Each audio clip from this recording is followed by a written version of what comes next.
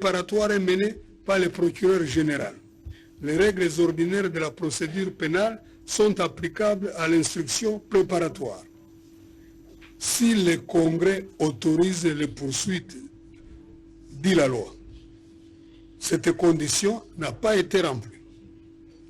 Au dossier, nous n'avons pas l'autorisation de poursuite du Congrès. Et pourquoi alors? Et sur quelle base le procureur général a-t-il mené l'instruction préparatoire?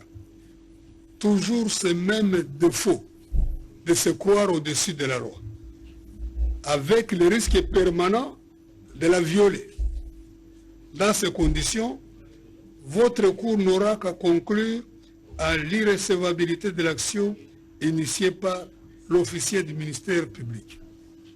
Troisième exception d'irrecevabilité. Il est tiré de l'article 103. À la clôture de l'instruction préjuridictionnelle, le procureur général adresse un rapport au président de l'Assemblée nationale et au président du Sénat, éventuellement accompagné d'une requête au fait de solliciter du Congrès la mise en accusation du président de la République ou du Premier ministre. Dans le cas où le Congrès adopte la résolution de mise en accusation, le procureur général transmet le dossier au président de la Cour pour une requête aux fins de fixation d'audience. Il fait citer le prévenu et s'il y a lieu, les co-auteurs et complices. L'action de l'officier du ministère public sera déclarée irrecevable, car aucun document exigé par la présente disposition organique ne gît au dossier, ni le rapport du procureur général au président de l'Assemblée nationale et au président du Sénat à la clôture de l'instruction préjuridictionnelle, ni une requête au fait de solliciter du Congrès la mise en accusation du Premier ministre, ni la résolution de mise en accusation du Premier ministre adoptée par le Congrès. D'ailleurs, comment le Congrès aurait-il adopté une telle résolution puisqu'il ne s'est jamais réuni? Ainsi, dès le départ, c'est-à-dire maintenant, la requête aux fins de fixation d'audience doit être déclarée irrecevable. Troisième exception d'irrecevabilité de la présente action est tirée de l'article 17, alinéa 2 de la Constitution et du principe général du droit, selon lequel nullum judicium sine lege. Il n'y a pas de procédure pénale sans loi. En effet, notre Constitution, en son article 17, alinéa 2, dispose comme suit. Nul ne peut être poursuivi, arrêté, détenu ou condamné qu'en vertu de la loi et dans les formes qu'elle prescrit. Une procédure engagée en violation de la Constitution et de la loi ne peut qu'être déclarée irrecevable pour l'atteinte grave qu'il constitue à l'égard des exigences du procès équitable.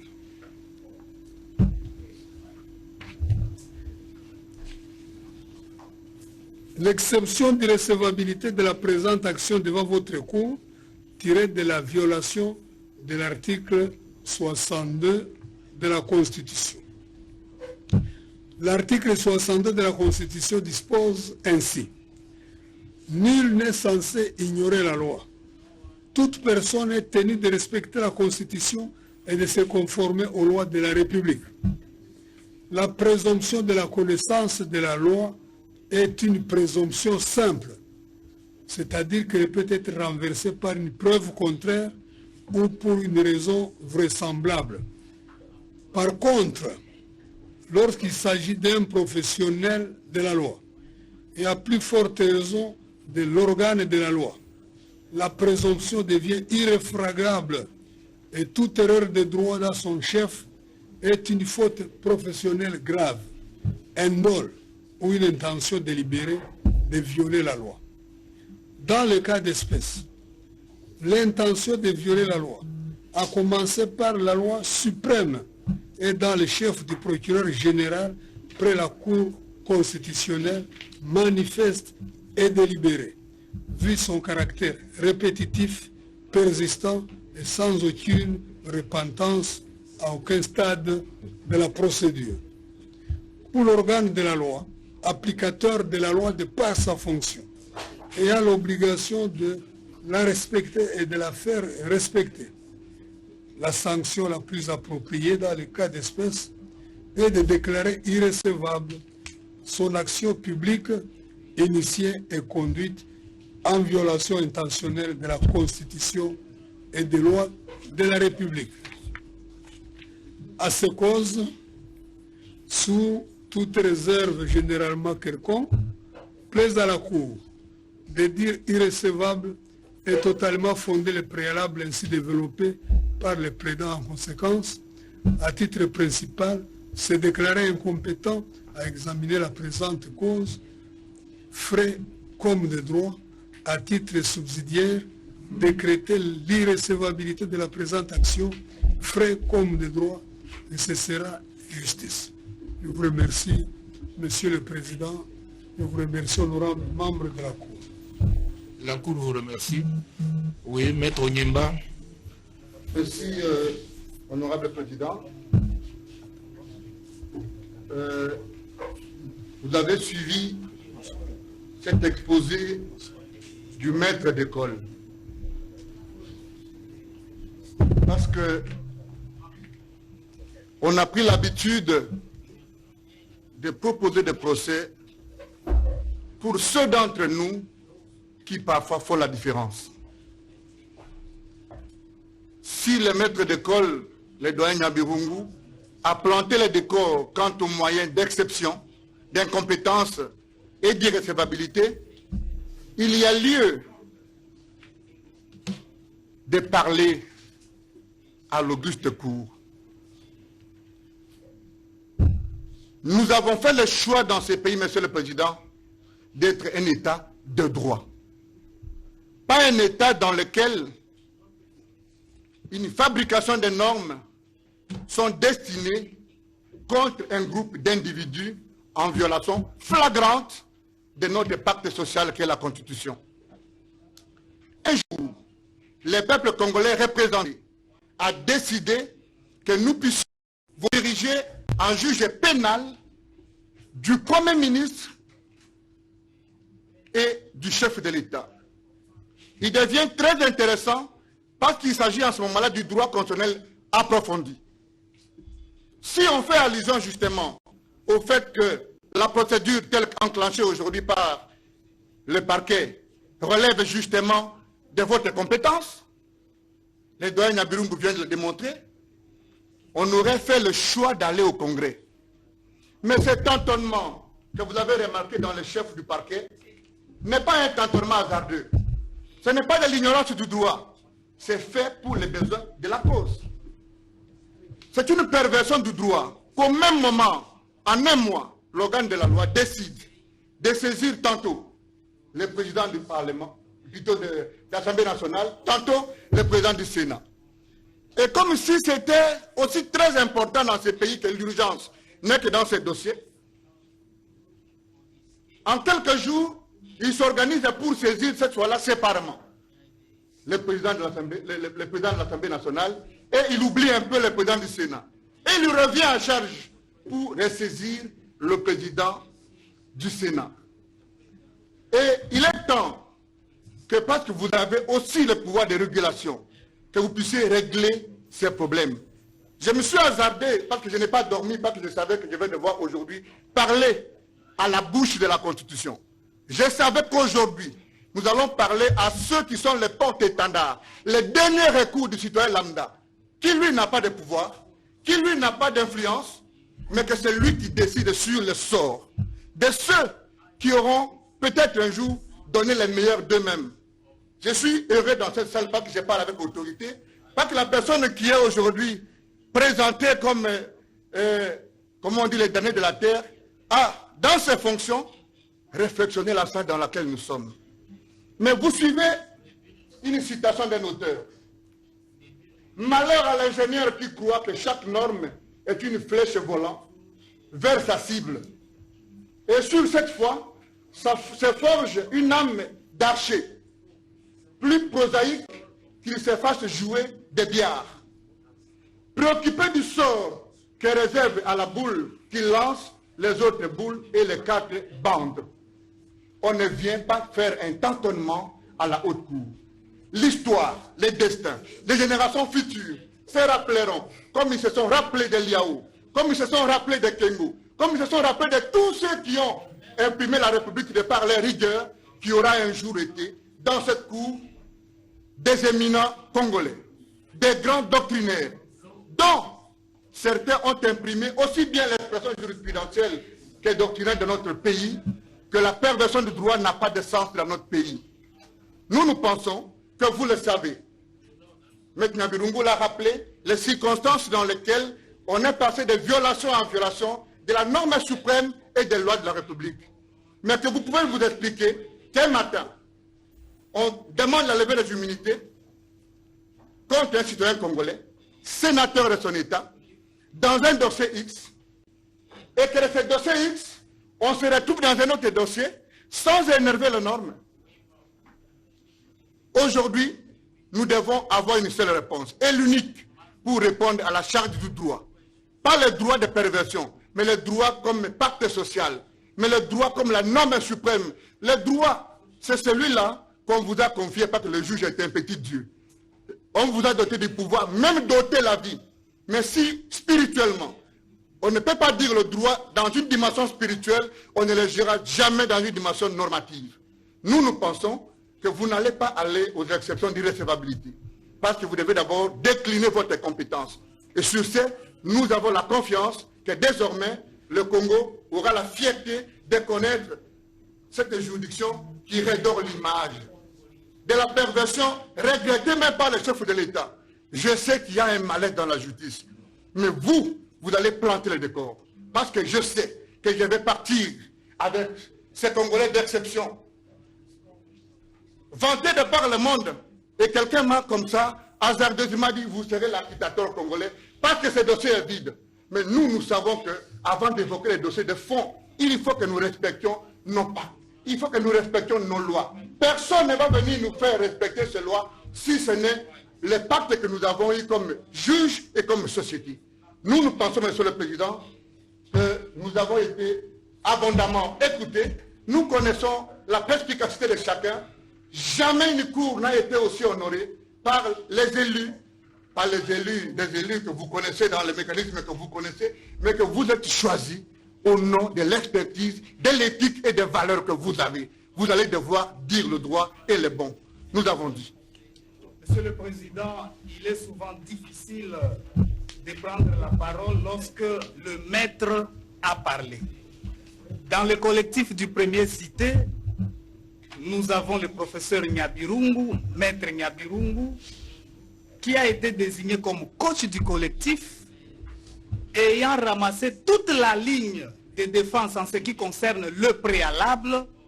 Maître Safari qui vous parle en toute humilité, en toute honnêteté, ne peut que se rallier à la brillante plaidoirie du professeur Nyabirungu parce que les avocats d'un certain niveau le savent. On ne prend pas la parole après le maître, surtout lorsqu'il n'a rien et alors rien laissé après lui. Nous promettons, en ce qui nous concerne, de revenir au cas où les ministères publics arrivaient à énerver les moyens qui ont été brillamment exposés par Maître Nyabirungu. Nous avions dit et nous vous remercions. La Cour vous remercie. Je passe la parole à Monsieur le procureur général. Merci. Oui, les autres prévenus, excusez-moi, cher collègue. D'autres prévenus ont des préalables également. Oui, venez, Monsieur Kitebi.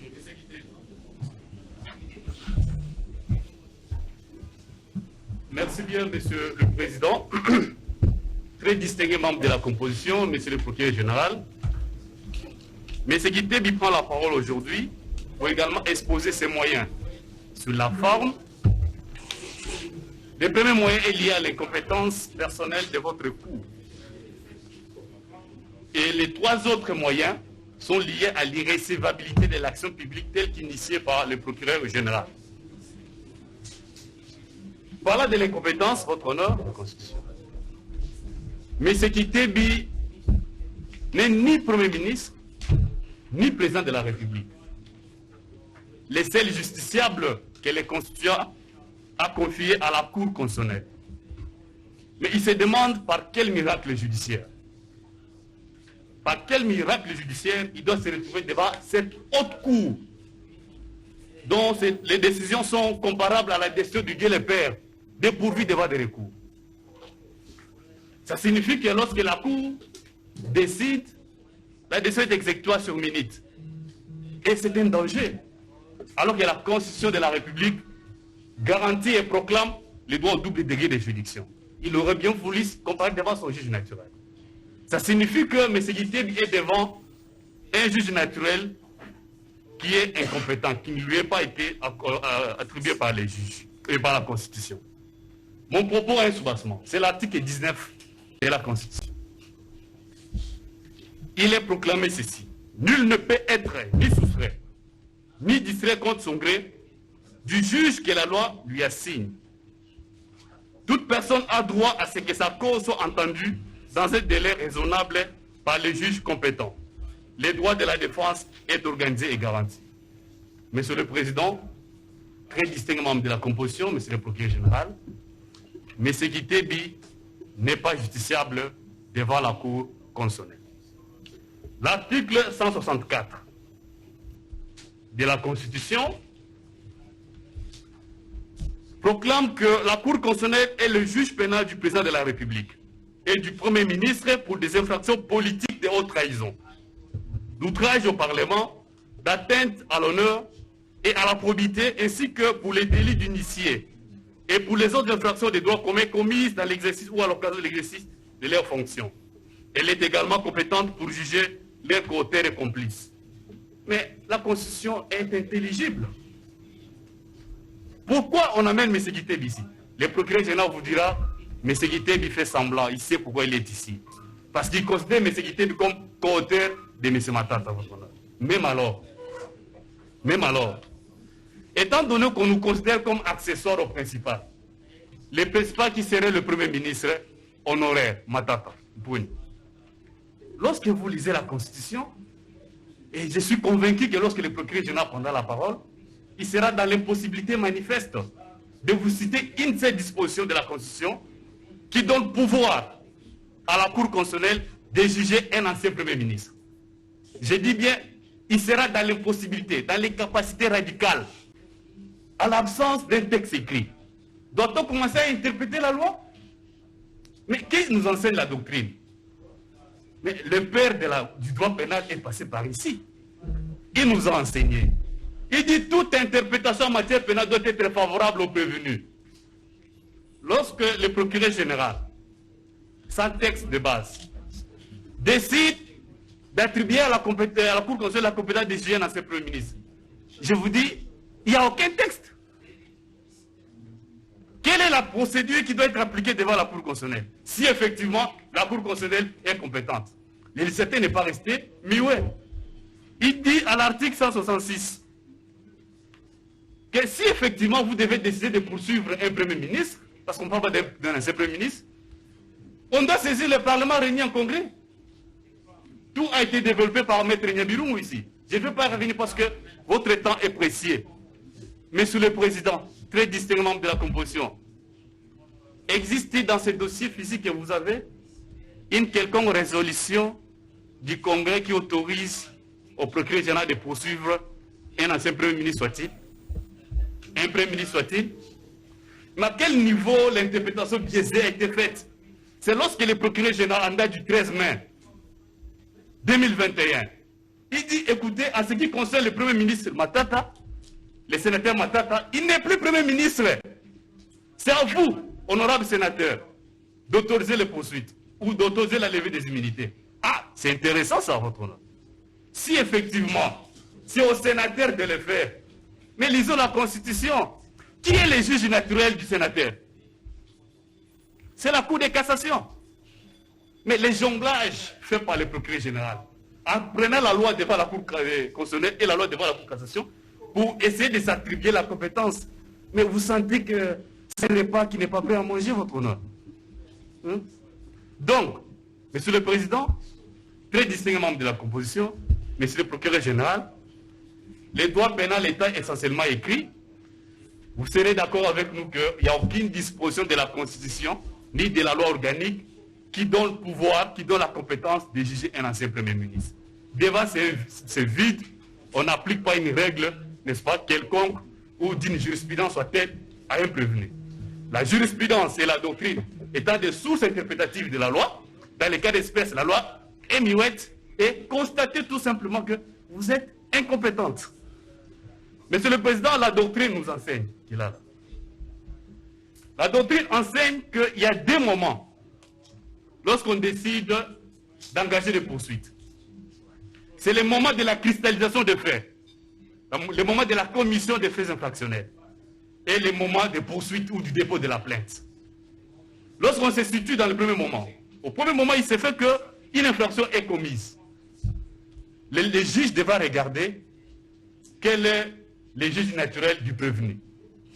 On se situe à ce moment-là. Si le prévenu ou le suspect est revêtu des immunités, bénéficier des privilèges de juridiction, c'est devant ce juge-là que le législateur lui a attribué.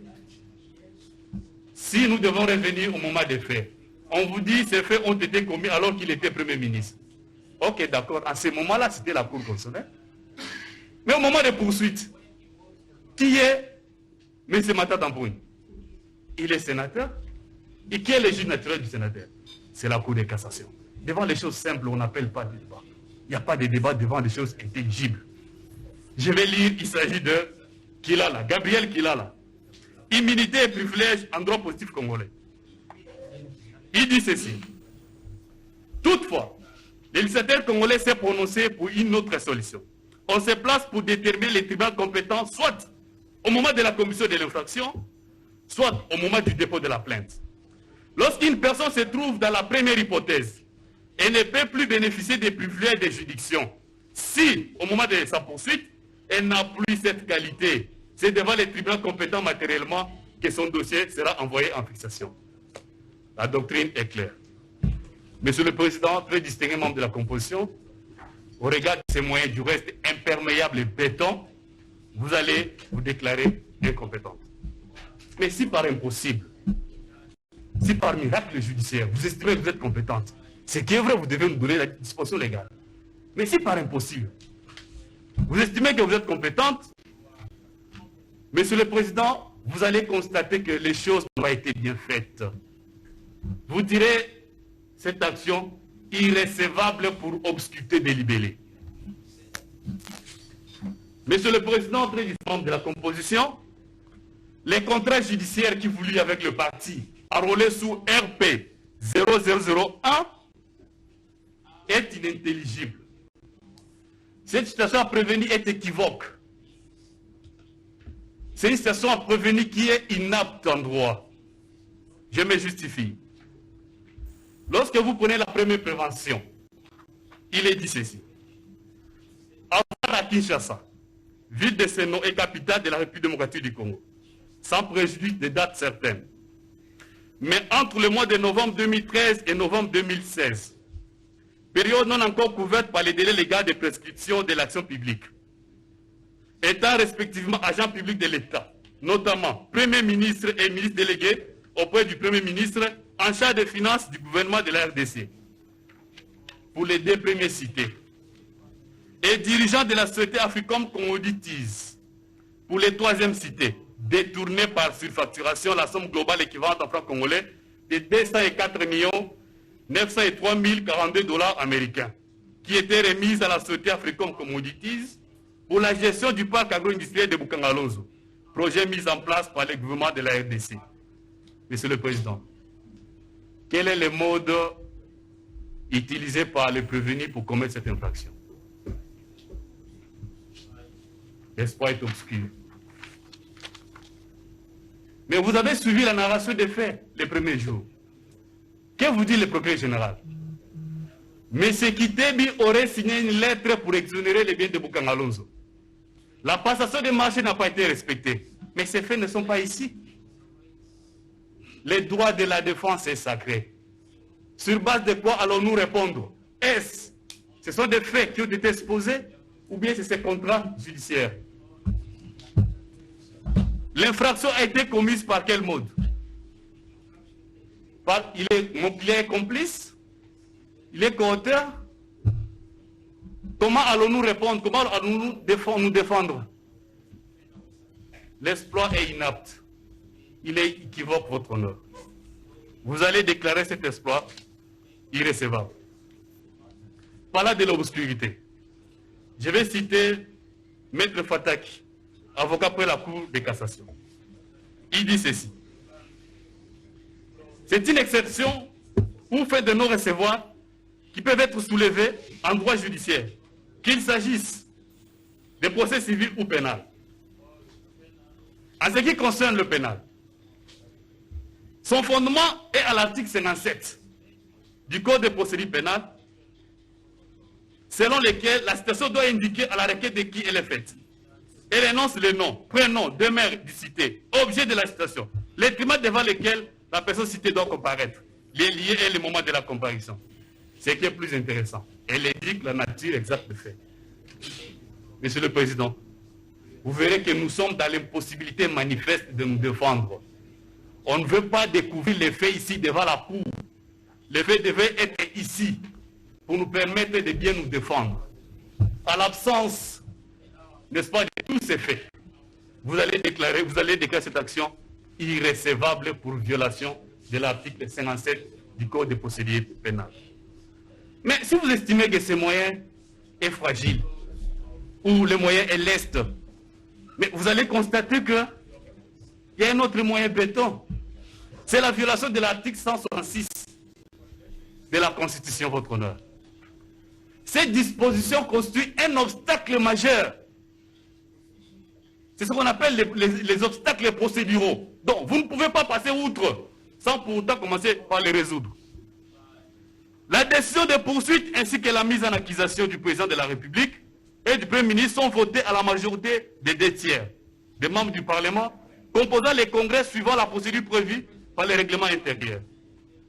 La décision de poursuite ainsi que la mise en accusation de membres du gouvernement sont votées à la majorité absolue, ainsi de suite. Monsieur le Président, vous devez aider, n'est-ce pas, ces pays à avoir une jurisprudence constante. Parce que si vous passez outre, ça va constituer un mauvais précédent. Ça signifie que prochainement, si on doit poursuivre un ancien président de la République, on n'a pas le temps de passer par les congrès. Et c'est une violation de la Constitution que vous n'allez pas permettre. Vous n'allez pas permettre cette violation. L'absence de la saisine du congrès constitue une violation manifeste de la procédure prévue devant la Cour constitutionnelle. Monsieur le Président, très distingué membre de la composition, vous allez constater que le procureur général n'a pas bien fait les choses. Parce que l'interprétation qui est faite, elle est biaisée.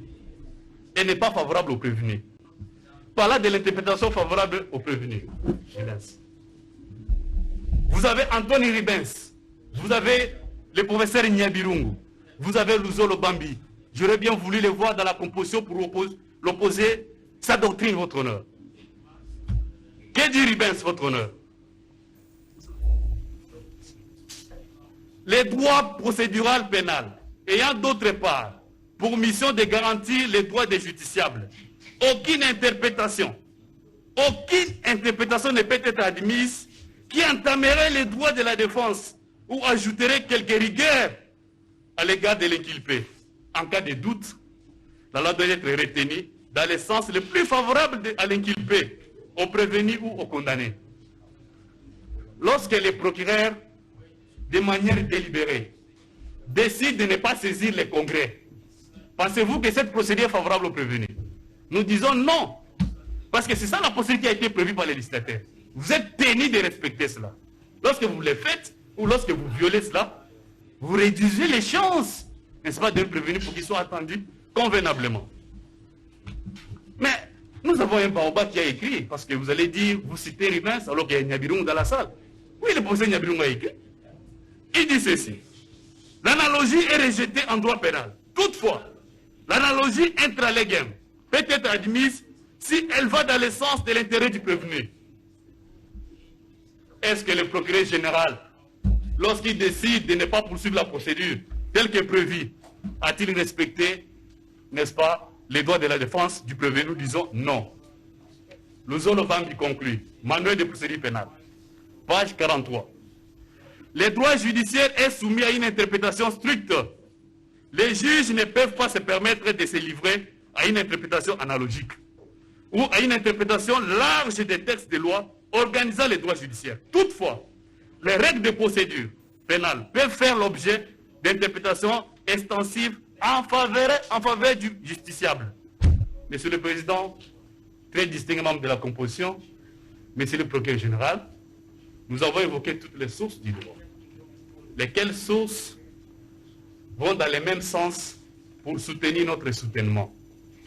Dans le cas d'espèce, vous allez constater que le procureur général est allé de violation en violation de la Constitution et de la loi portant organisation et fonctionnement de la Cour constitutionnelle. Monsieur le Président, la loi organique, en son article 109, 108, dit ceci. Pour les infractions commises en dehors de l'exercice de leurs fonctions, les poursuites contre le président de la République et le Premier ministre sont suspendues jusqu'à l'expiration de leur mandat. La prescription de l'action publique est suspendue. Mais c'est ici que mon doyen, Medina Birungu, n'a pas évoqué. Les constitutions vous disent ceci. Dans ce cas, la juridiction compétente est celle des droits communs. Le président de la République qui est en fonction aujourd'hui, il peut lui arriver de commettre une infraction relevant du droit commun. Il ne sera pas poursuivi. Les poursuites seront suspendues. La prescription interrompue. Et le législateur vous dit, la juridiction compétente, c'est la juridiction des droits communs. À plus forte raison, un ancien Premier ministre qui aurait commis des actes relevant du droit commun, qui n'est plus en fonction, le procureur général vous dit, il s'agit de la Cour constitutionnelle qui est compétente. Je pense qu'il devra trouver une autre disposition. J'ai dit, je vous remercie. Oui, maître. Monsieur le Président, Il s'agit de 4 moyens, je promets. merci beaucoup. Nous épousons l'argumentaire qui a été développé par Maître Carlos Mwapichi et nous apportons des éléments en appui de ces 2 moyens qui ont été développés ou 3 moyens qui ont été développés relatifs notamment à l'incompétence de votre auguste cour ainsi qu'à l'irrécevabilité de la présente action si jamais, dans l'hypothèse la plus improbable, la Cour venait à se déclarer compétente. Votre honneur, je le disais tantôt lorsque je prenais la parole, que nous avons l'occasion, votre Cour a l'occasion de redorer le blason terni de notre justice tant décriée. Pourquoi nous le disons? Votre honneur,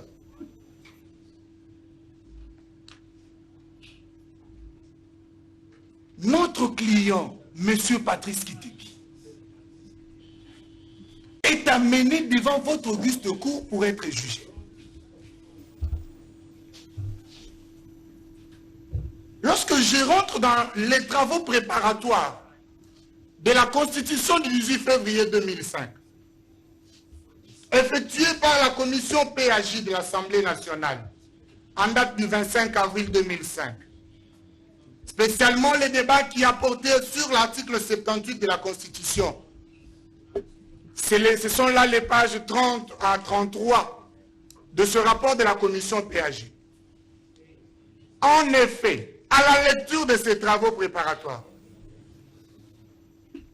particulièrement du rapport de la commission politique, administrative et juridique de l'Assemblée nationale sur l'avant-projet de la Constitution de la République démocratique du Congo, il apparaît très clairement de ce rapport qu'il s'agit d'une option tient compte des équilibres en présence, des forces en présence au sein de l'Assemblée nationale, lorsqu'il s'agit de poursuites à engager contre le président de la République ou contre un Premier ministre, en fonction, bien entendu. Votre honneur, les travaux préparatoires de notre Chambre législative par rapport à cette Constitution ont constaté le fait que les poursuites telles qu'organisées, la protection telle qu'organisée du président de la République ainsi que du Premier ministre tendait à protéger non pas les individus. Ce ne sont pas les individus qui sont protégés, votre honneur, honoré membre de la Haute Cour. La Constitution tend à protéger et à stabiliser les institutions. Maître, s'il vous plaît, voudriez-vous parler de manière distincte et clairement? Vous n'avez pas besoin de crier, nous vous écoutons. Ah, ok, merci, votre honneur. Souffrez parfois que j'en arrive ainsi. Non, non, parlez calmement, la Cour saisit les arguments. Merci beaucoup. Donc, j'étais en train de dire que la protection de la procédure telle qu'instituée par les constituants tend à stabiliser les institutions, notamment Monsieur le Président de la République, en tant qu'institution, et le Premier ministre en tant que représentant, l'incarnation de l'institution gouvernement. Et que donc, aller dans l'essence d'interpréter ces dispositions et les attribuer à un ancien Premier ministre, Maître Nyabiroum vous l'a dit, lorsqu'il a parlé de la question liée à l'analogie in favorem ou intra favorem. Et cette sorte d'analogie, c'est celle que le professeur Luzolo aborde dans son ouvrage. Il dit, l'analogie ne peut être admise en droit pénal que lorsqu'elle va dans le sens favorable au prévenu. Ah, merci J'ai votre des honneur. problèmes à suivre quelqu'un qui crie, au fait. Donc, vous pouvez parler calmement, je le suis. Merci La votre salle est honneur. petite et l'écho là me fait mal à la tête, au fait. Je vais m'efforcer une fois de plus. Oui, c'est ça. Ce n'est pas nécessaire de crier. Parlez calmement, on va vous suivre. Merci votre honneur. Lorsque M. Kitebi est ici, sa présence est justifiée par le fait qu'il serait poursuivi avec un Premier ministre.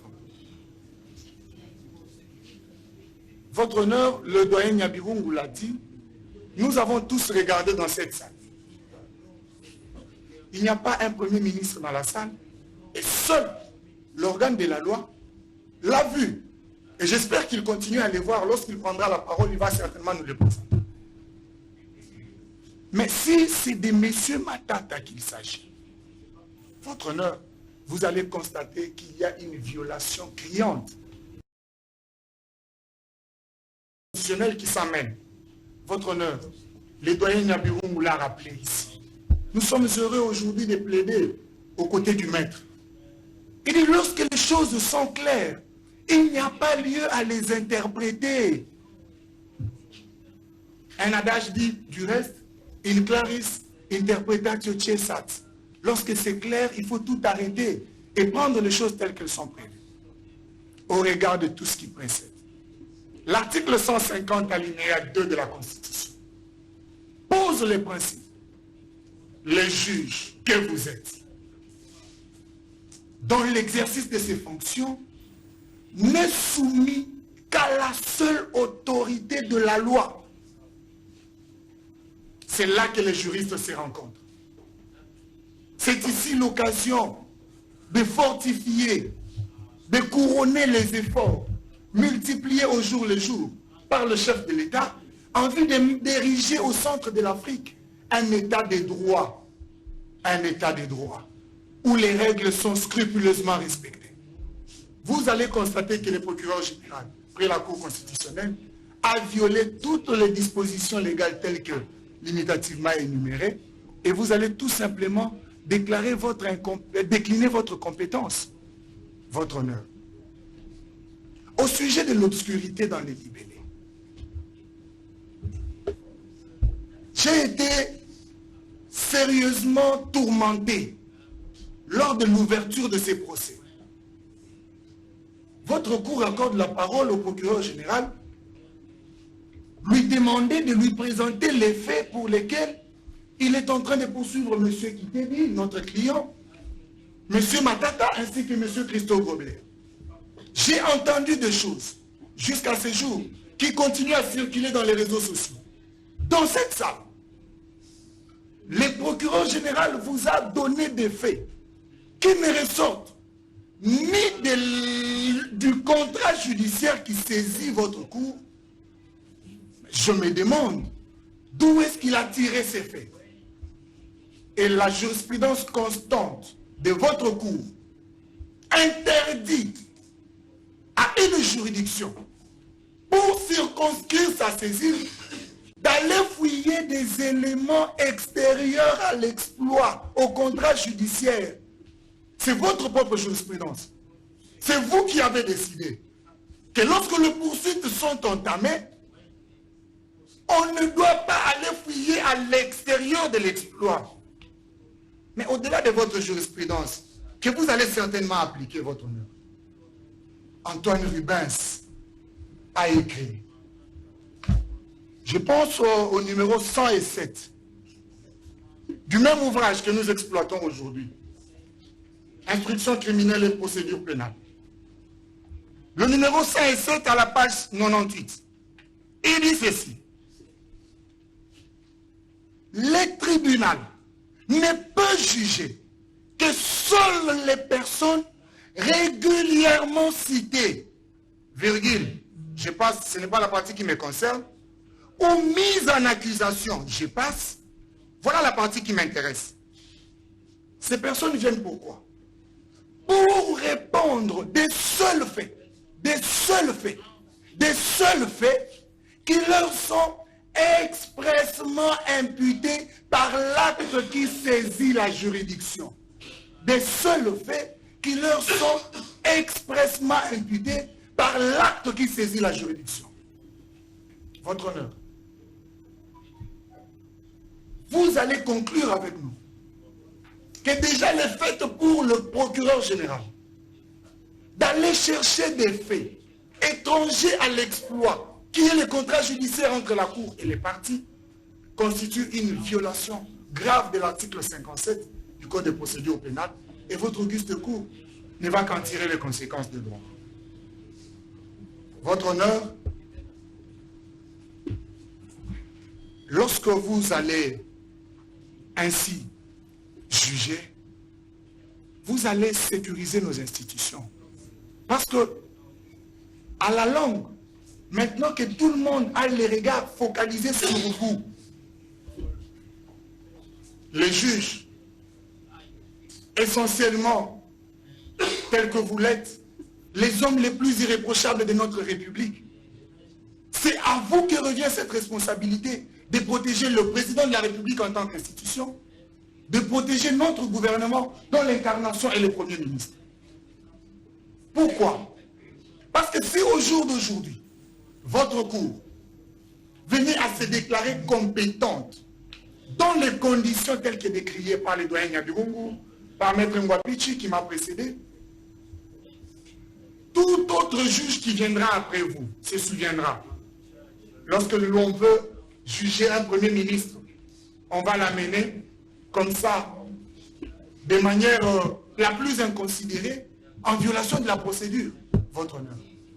Vous n'allez pas couronner cette violation criante de la loi. Je vais chuter par ce raisonnement. L'article 167, si ma mémoire m'est fidèle, de la Constitution, soutient très clairement que pour les infractions commises en dehors de l'exercice de leurs fonctions, les poursuites contre le président de la République et le Premier ministre sont suspendues jusqu'à l'expiration de leur mandat. La combinaison de cette disposition aux dispositions de l'article 108 de la loi organique de votre Cour, la loi organique, de l'article 108 de votre loi organique, soutient ce qui suit. Les infractions commises en dehors de l'exercice de leurs fonctions, pour les infractions commises, les poursuites contre le président de la République et le Premier ministre sont suspendues jusqu'à l'expiration de leur mandat. La prescription est suspendue. La juridiction compétente est celle des droits communs.